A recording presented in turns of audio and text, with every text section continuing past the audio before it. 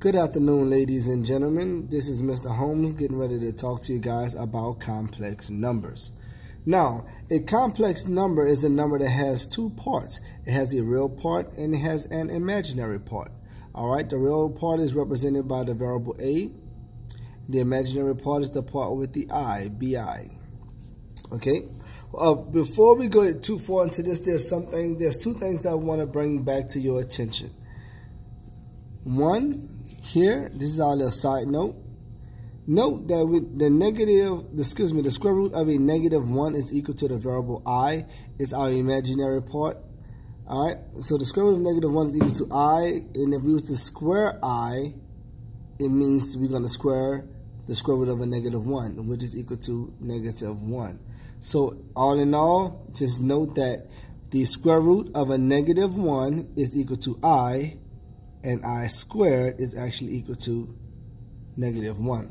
If this goes over your head, feel free to pause the video and process exactly what I'm trying to get across to you guys. And if you're ready, let's go ahead and continue. We have three different operations that we're going to work on today. We're going to work on addition, subtraction, and then multiplication in different forms. First, addition. In addition, here we have a complex number 2 minus 4i plus 3 plus 6i.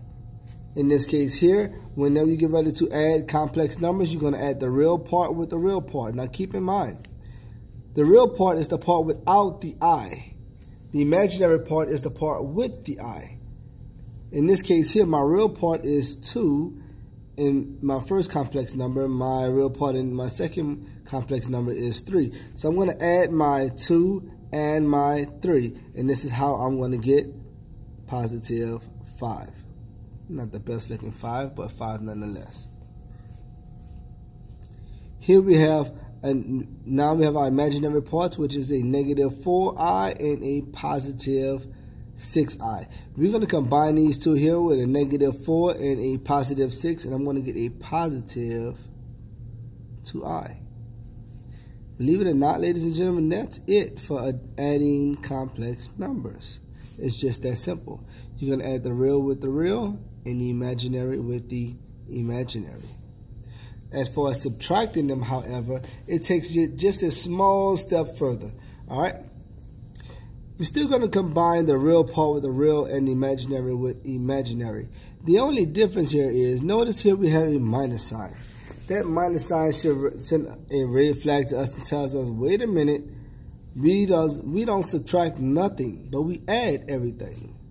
What I mean is we must take this negative sign and distribute it into the second set of parentheses only. Okay? So my first set of parentheses, we're going to leave it just as is. 5 plus 3i. My second set of parentheses is where we're going to change it.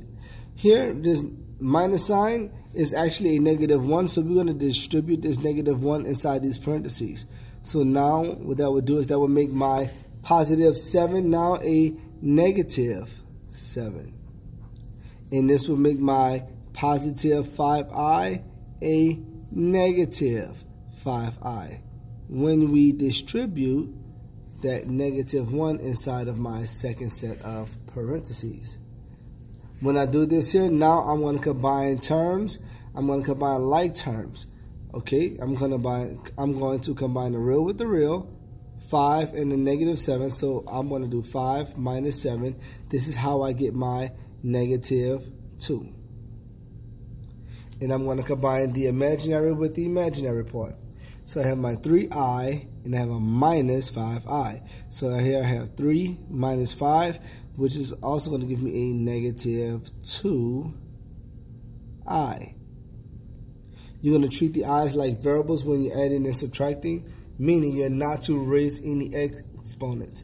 You're going to leave it just as is. So my final answer here will be -2 minus 2i. Here's my real part, which is my -2, and my imaginary part, which is -2i. Multiplication, however, takes it just a smaller step forward. So I'm going to zoom in just a little bit so you can get a better view of this here. Here with multiplication, I'm going to multiply my 2 times my 6 and my I times my I. Okay, so here I have my 2 times 6. This would give me 12. And I times I gives me I squared. Now, I know what you're thinking. Oh, that's it? That's easy. But we must keep in mind, we know what I is equal to, and therefore we know when we square I, what it's also equal to. So I'm going to go back to the beginning, and I'm going to bring the note back up. All right, keep in mind, every time you see I is actually equal to the square root of -1. So when you actually square I, you're actually squaring the square root of -1, which is equal to -1, because both my square and my square root will cancel, leaving me with the radicand of -1. So just keep in mind, whenever you see I squared is actually equal to -1. So here we have 12I squared, when it really should equal 12 times, and I'm going to write this in red to let you know that I'm going to change my I squared to -1. And my final answer would just be -12. That's it. Just that simple. In my second multiplication example here, I'm going to have a 7I times a complete complex number here, which is 2 minus 4I. So here I'm going to multiply 7 times 2. 7I times 2, this is going to give me my 14I. When I multiply my 7I times 2. Then I must multiply my 7I times my -4I. Here I have 7 times -4. This will give me a -28. And I times I will give me I squared. But I want you to keep in mind, whenever you see that I squared, a red flag should come up. So I'm going to rewrite this as 14I minus 28 times, not I squared anymore, but -1. Remember, I squared is equal to -1.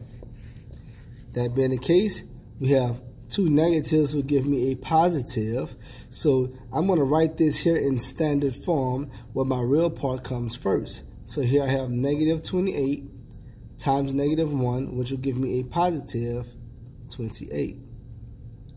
And here I will have my positive 14I remaining. So I have plus 14I. And guys, there you have it.